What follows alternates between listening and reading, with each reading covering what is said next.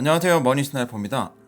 이번 영상은 한일 경제 전쟁의 의미와 글로벌 증시 방향에 대한 영상을 준비 한번 해봤는데요.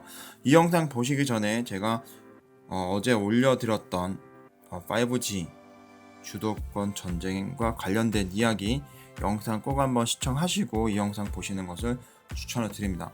그리고 저는 이번에도 여전히 보이콧 재팬 가지 않습니다, 사지 않습니다 운동에 동참을 하는 것을 말씀을 드리면서 영상 시작하도록 하겠습니다. 먼저 세계 증시에 있어가지고 마지막 희망 등불이라고 할 수 있었던 상하이 미국과 중국 간의 무역 회담이 아쉽게도 결렬되는 것으로 끝났습니다. 중국이 미국의 딜을 받지 않았는데요. 미국이 원하는 딜은 뭐였냐면은 미국의 농산물을 중국이 좀 더 많이 확대 수입하는 것을 요구했고 중국에서는 이를 거부했습니다. 지금 미국의 농산물 수입 국가들의 주요 국가들을 보면은 멕시코, 캐나다, 일본, 중국 그리고 대한민국 순으로 이렇게 나열이 되어 있는데요. 중국에서 미국과 중국 간의 무역 전쟁이 시작되면서 중국이 미국의 농산물 수입 규모를 축소를 하면서 실제 미국의 농가 수입 자체가 굉장히 많이 쪼그라들어 있는 상황입니다. 그러다 보니까 트럼프의 이 공화당의 텃밭이라고 할 수 있는 표밭이라고 할 수 있는 이런 농가를 중심으로 하는 주에서 지지 기반이 흔들리는 것을 두려워하고 있는 상황이고, 그래서 트럼프는 어떻게든 중국이 이런 농산물을 수입을 해줘서 자신들의 농부들의 농가의 소득을 증대시키는 것을 목표로 했었습니다. 그런데 이런 협상이 결렬이 됐던 거죠. 그래서 미국은 초강수인 환율 조작국이라는 타이틀을 중국에게 걸면서 전방위적으로 중국을 압박할 것이라고 지금 예고하고 있는 상황이라고 볼 수가 있겠습니다. 그러다 보니까 글로벌 증시 자체가 굉장히 좀 부정적이고 좋지 않은 전망이 압도적으로 나와 있는 상황이고요.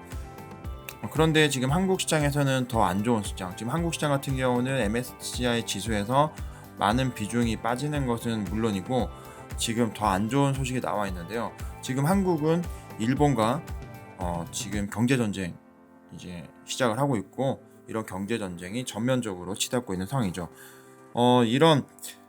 그럼 여기서 뭐가 안 좋은 뉴스냐고 하면은 미국이 원하는 중국에서 받아줬으면 하는 농산물 수입에 대해서 일본과 유럽이 받아주는 것으로 결정이 났습니다.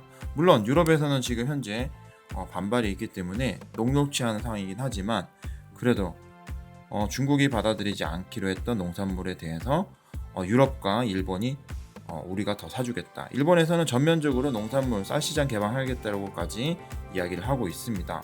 그러면서 일본과 유럽에서는 자신들이 강력하게 경쟁력을 가지고 있는 자동차 산업에 대한 관세를 인하하는 것을 요구 조건으로 내걸고 있고, 미국에서는 이러한 딜을 지금 하는 것으로 이야기가 되었습니다. 이러한 부분에서는 일본이 미국의 농산물을 많이 수입하면 수입할수록 한국에게는 좀 불리한 상황이라고 볼 수가 있겠죠. 왜냐하면 미국은 지금 현재 일본과 한국 간에 발생하고 있는 경제 전쟁에 있어서 한 발 물러나거나 더 안 좋은 상황에서는 일본에게 유리한 쪽으로 정책의 노선을 바꿀 수가 있기 때문입니다. 그러면 지금 현재 일본이 한국을 화이트리스트에서 배제를 했다는 이 결정 자체가 왜 지금 시점에서 일어나고 있고 지금 이게 주고 있는 의미가 무엇인지를 한번 하나하나 살펴볼 텐데요. 여기서 정치적인 견해나 그리고 내피셜 이런 것보다는 좀 객관적인 의미에서 왜 지금 시점에 일본이 이렇게 하고 있고 지금 한국과 일본 간의 관계, 지금 현재 그 글로벌 시장에서 가지고 있는 포지션들이 어떻게 되는지를 한번 살펴보도록 하겠습니다. 한국 시장 입장에서는 좀 앞으로 더 안 좋게 치닫을 수 있는 부분은 뭐냐면은, 일본에서는 지금 또 다른 공격할 거리가 준비되어 있다고 발표하는 것인데요. 이렇게 강력하게 나오는 이유는 바로 동아시아에서 주도권 싸움을 하고 있는 상황이기 때문입니다. 반드시 이겨야 되는 상황이죠. 여기 동아시아에서는 넘버원은 중국이라는 것은 이견이 없고요. 여기서 원래는 일본이 넘버원이었는데 이제 중국이 밀려났던 거고, 그러면서 여기서 2등의 자리라도 지키려고 지금 발악을 하고 있는 상황인데요.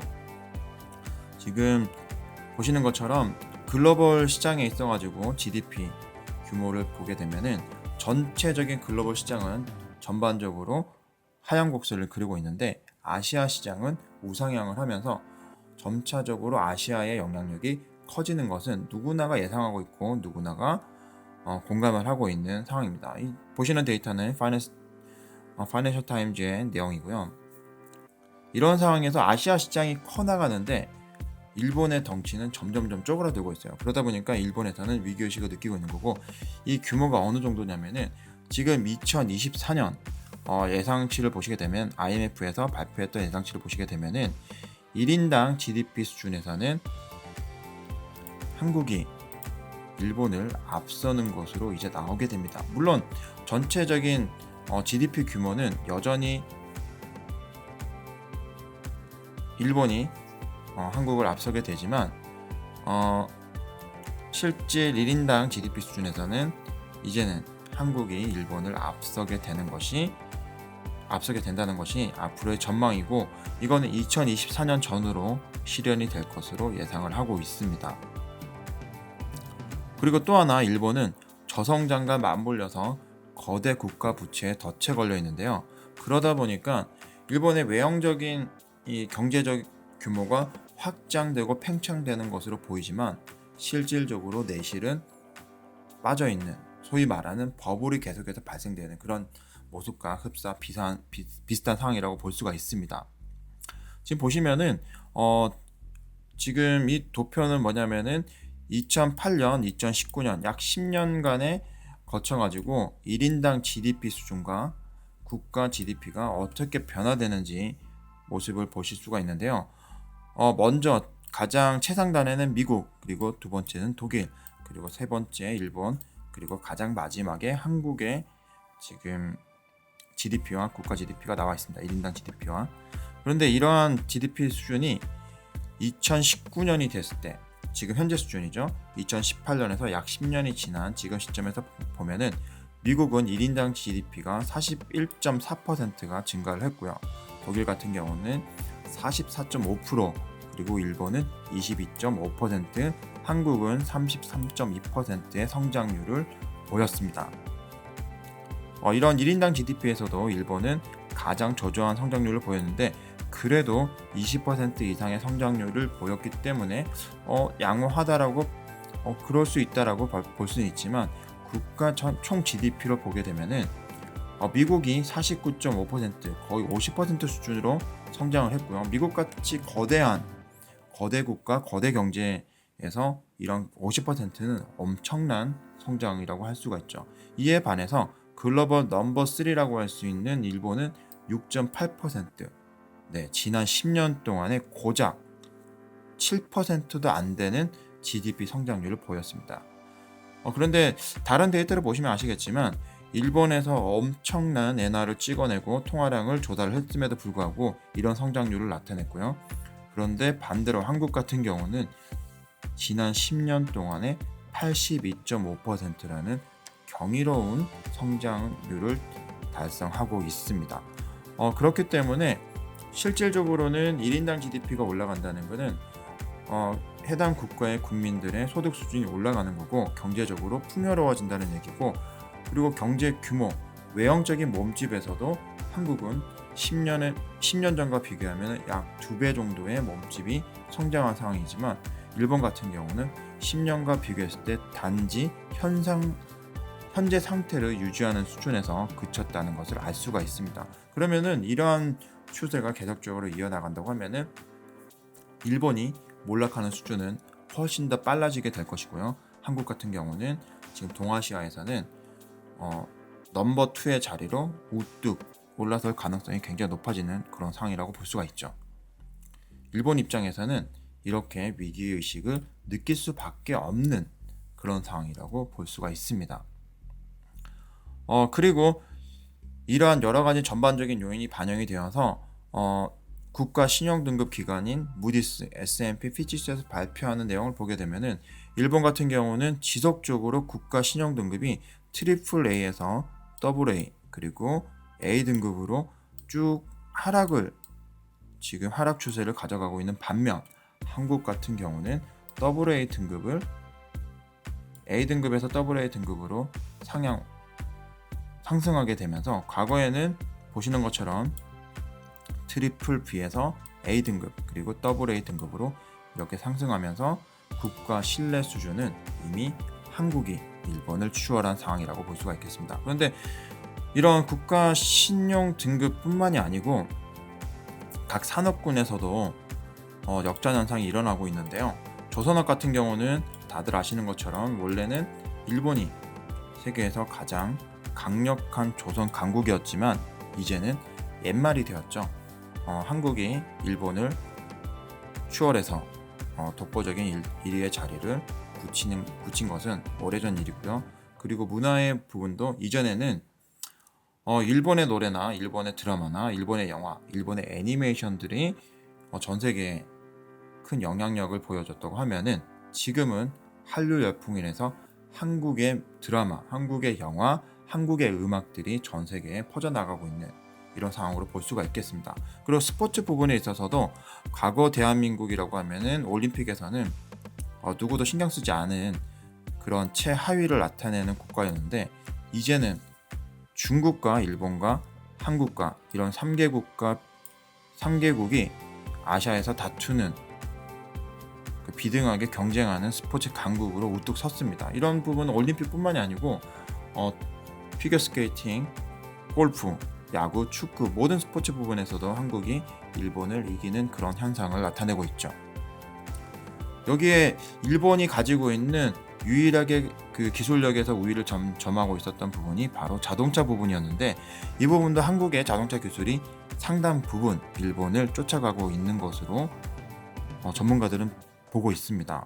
특히 일본 같은 경우는 하이브리드 기술에 있어서는 이미 오랫동안 독점하고 있었던 그 기술에 대한 특허권이 이미 소멸되어서 국가 경쟁력에서는 이제는 새로운 자율주행이라든지 전기자동차 또는 수소자동차 시장으로 넘어가는 시장에서는 일본의 경쟁력이 한국과 비교했을 때 과거 80년대처럼 독보적으로 우위를 점하고 있는 상황이라고는 볼 수가 없죠. 머지않아서 한국의 기술도 일본과 마찬가지로 비등한 수준으로 올라갈 것으로 전망하고 있고요. 이러한 시점 자체는 2020년에서 2022년, 2023년이 되면 달성될 것으로 내다보고 있습니다. 특히 제가 앞선 영상에서도 5G가 앞으로 신성장 동력 4차 산업에서 얼마나 중요한지 제가 말씀을 드렸는데 이 부분에서는 비즈니스 인사이더에서 발표하기로는 앞으로 2025년이 되면은 글로벌 넘버원의 국가로서는 저희 대한민국을 꼽고 있습니다. 그리고 지금 현재 글로벌 시장에서 5G 선도 국가를 이야기를 하면은 한국과 중국과 미국 이렇게 3개국을 이야기를 하고 있고요. 일본에 대한 이야기는 잘 안 하고 있습니다. 그만큼 일본 입장에서는 한국에 대해서 위협을 느끼고 있고 과거와 비교했을 때 엄청난 위화감을 가질 수 있는 상황이라고 볼 수가 있는 거죠. 그렇기 때문에 지금 시점에서 한국을 대상으로 반도체 보복이라든지 화이트리스트 배제 그리고 추가적인 보복 조치를 통해서 한국을 견제하려고 하는 거고 미국이 중국을 대상으로 패권 싸움을 하는 것과 마찬가지로 동아시아 지역에서의 패권 싸움을 일본이 우리 대한민국을 대상으로 걸어왔다고 볼 수가 있겠습니다. 그래서 이번 싸움은 굉장히 중요한 싸움이고요. 이번에 한국이 이긴다고 하면은 앞으로 수십 년간 이제는 한국이 일본을 대신하는 아시아의 강력한 국가로서 우뚝 설 수 있는 그런 중요한 기회가 되기 때문에 개인적으로는 지금 현재 대한민국 응원하고 있고 그리고 지금 현재 보이콧 재편에 대한 이런 운동도 이런 흐름도 같이 동참하고 있는 상황이라고 말씀을 드릴 수가 있겠습니다. 그러면은 지금 이런 한국과 일본 간의 경제 전쟁 그리고 화이트리스트에서 배제된 이런 상황과 맞물려서 앞으로 경제 전망 어떻게 될 거냐고 말씀을 드리면은 이전에서도 계속 말씀드렸던 것처럼 미국과 중국 간의 미중 무역 전쟁이 이제는 실질적으로는 각 기업들의 실적으로 나타나기 시작하는 시점이 되었고요. 그리고 미국은 금리 인하와 인프라 투자 중기적으로 특히 5G에 초점을 맞추려고 했었는데 일본이 한국을 대상으로 무역 경제 전쟁을 지금 걸어오는 상황이기 때문에 이 5G 시장 자체가 타격이 불가피한 상황이 되었습니다. 그리고 여기에 또 하나 엎친 데 덮친 격으로 상하이 회담에서 미국과 중국 간의 협상이 좋지 않은 상황으로 끝났기 때문에 이렇게 제안 드릴 수가 있겠습니다. 앞으로는 점차적으로 현금과 채권 비중을 확대를 하시고, 그리고 주식 같은 경우는 투자를 하신다고 하면은 특히 배당주 중심으로 포트를 구성하시는 것을 추천을 드리고요. 그리고 글로벌 증시 그리고 글로벌 자금들이 채권과 현금 그리고 부동산으로 몰릴 가능성이 꽤 높아졌다라고 말씀을 드릴 수가 있겠네요. 그래서 추가적인 영상은 빠르면 이번 주 중에 브라질에서 최종 연금 개혁에 대한 하원 투표가 이제 예정이 되어 있습니다. 그래서 투표 결과 나오는 거 봐서 브라질 채권에 대한 이야기도 좀 해드리고, 앞으로 제가 가지고 있는 지난번에 말씀드렸던 맵스 리얼리티 이 상품과 다른 또 부동산 관련된 상품들, 그리고 지금 최근에 관심들을 많이 가지고 있고 주변에서 물어보고 있는 금에 대한 부분, 이런 부분도 전반적으로 이야기를 하면서 다음 영상은 빠르면 주말 중에 준비를 해서 영상을 업데이트 할 수 있도록 하겠습니다. 그래서 오늘 준비한 영상은 여기까지고요. 이 영상이 도움이 되신다고 하시면은 좋아요, 그리고 새로운 소식을 받고자 하시면은 구독을 부탁드리겠습니다. 머니 스나이퍼였습니다.